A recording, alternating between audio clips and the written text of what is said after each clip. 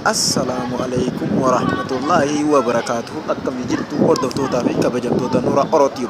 Akkam jirtanii fayyaan keessan akkam jiramee har'aan isin ga'ee miti isiniin jecha viidiyoon har'aan tana qabadhee isin dhufee viidiyoo ajaa'ibaati.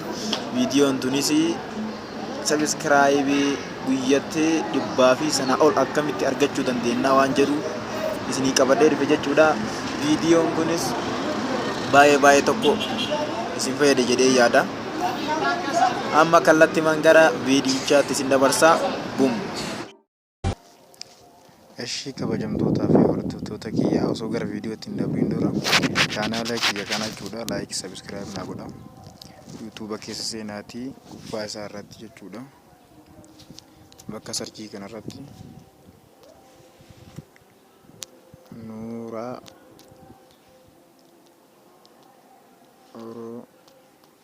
Orootiif isa kanaadha jechuudha. Chaanaaliin kiyyaa Nuura Orootiif kan jedhu kanaadha jechuudha. Isa kanarratti sabiskiraayib na gochuun dagatina. Viidiyoo baay'eetus jala jira. Waa'ee dura barattanii viidiyoo babbareedoo jira jala jechuudha. Sabiskiraayib na godhuudhaan maatii kiyyataa. Isee deemtu tana gadi addeessuudhaan mallattoo notifiikeeshinii dura jirtu tana olii dhaddeeffadha. Akkasii maatii kiyyataa isiniin jedha. Amma kallattiimaan gara viidiyoo dabarra. Eshi viidiyoon ani isinitti mul'isuu deemu har'a appilikeeshinii tokkodha. Eshi appilikeeshinichis isa kana jechuudha. Tuubmaan jedhama. Sabiskiraayibii baay'ee argachuu dandeettan jechuudha. Appilikeeshinicha kanaan baay'ee tokko gaariidha. Irraa fayyadamees jira. Waan bu'aa naaf kenneef isiniifis dabarsuu yaade jechuudha. Bakka sabiskiraayib kan jedhu kanarratti gad tuquudhaan jechuudha. Booda view kan jettu kun ni jirti. Anama kooyinii 144 qaba. Irrattiin gadhee kooyinii amma dabalachuu hin dandeenye jechuudha. Isin viidiyoo laaltanii viidiyoon sun ammoo kooyinii isiniif kennaa jechuudha. Amma viidiyoo kana yoo laalee sakandii 60 kooyinii 48 naa kenna.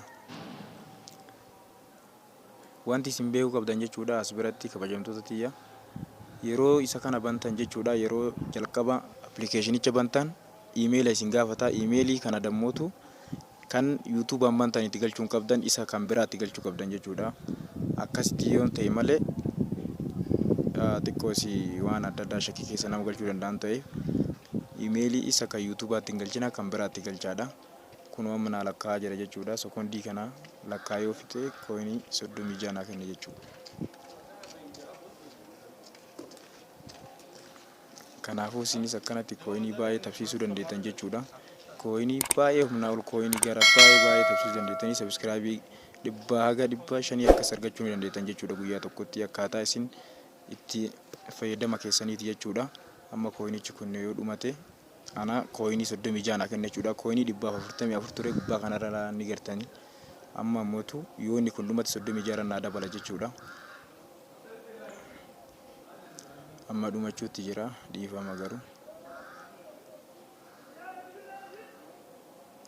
Dhumatee jira jechuudha. Kun amma kooyinii 36 naa kennee jira. Naa kennee jira jechuudha. Hayyee eega inni amma kooyina kana naa kennee jechuudha. Akkamitti gara sabiskiraayibaatti jijjiirraa jechuun keessanii nafu isaas walumaan laalla jechuudha. Xiqqoo isii konneekshiniin kiyya dadhabaa waan ta'eef dhiifama.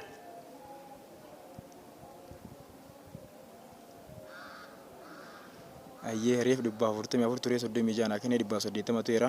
Amma mootu isa kana akkanatti baay'ee tabsiisuu dandeettan jechuudha. Isin bakka mallattoo heduu kanarratti tuquudhaan achi booda jechuudha kunoo kan galche tokko ni jira ture. Ammallee bakkuma heduu kanarra tuqxanii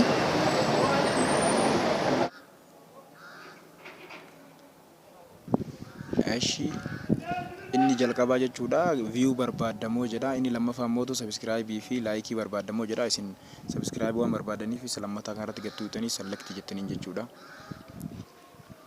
Akkanatti isinii fida jechuudha. Kooyinii 3,000 yoo qabaatte jechuudha sabiskiraayibii 10 sii kenna jedha.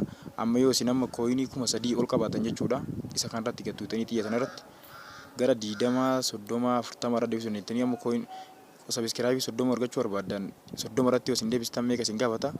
Kooyinii 9,000 isin gaafata jechuudha. Isin ammootu kooyiniin keessan xiqqaa waan ta'eef 9,000 waan hin geenyeef akkuma kooyinii keessaniitiin deemtan jechuudha. Amma kiyya xiqqaa waan ta'eef jechuudha, 100 waan ta'eef naan herregu waan ta'eef 10 irratti hin deebisa. Koinii 3,000 si gaafata naan jedhaara. Booda dan jettaniin jechuudha. Egaa akkas jettaniin hayyama kennitaniif sabsitan jettu kana dho'itin jechuudha. Akkana fida isa kana jechuudha. Kunoo duraan galchee ture jechuudha. Ani isin nammootu keessa seentanii duuba deebitanii jechuudha. Viidiyoo keessan tokkicha liinkii isaa fidanii koppii gootan jechuudha. Asirratti isinii dhufa waan ta'eef asirratti koppii gootan jechuudha. Koppii yeroo gootan jechuudha. Asirratti diimaan kun jechuudha majammaraadha. Kunoo ganaa namni takka naa laale gubbaanatti jechuudha. Kun kan duraan itti galchee, kun ammootu amma itti galchee nama 10 keessaa sabiskiraayibii 10 keessaa sabiskiraayibii nam tokko qofatu naa godhe jechuudha.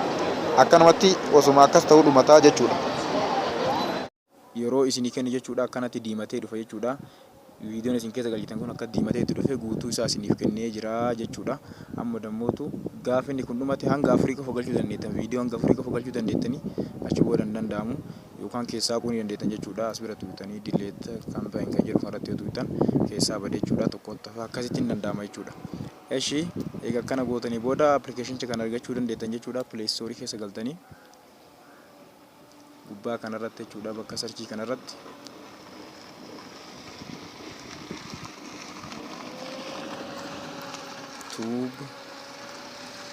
tuubu maayin jettanii irra barreessitanii awwaala irratti isinii dhufa akkana jira jechuudha.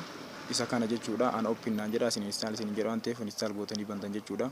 Namoota baay'eetu daawunlood godhateera, nama miiliyoona tokko daawunlood godhateera, baay'ee tokko wasaanyiidha.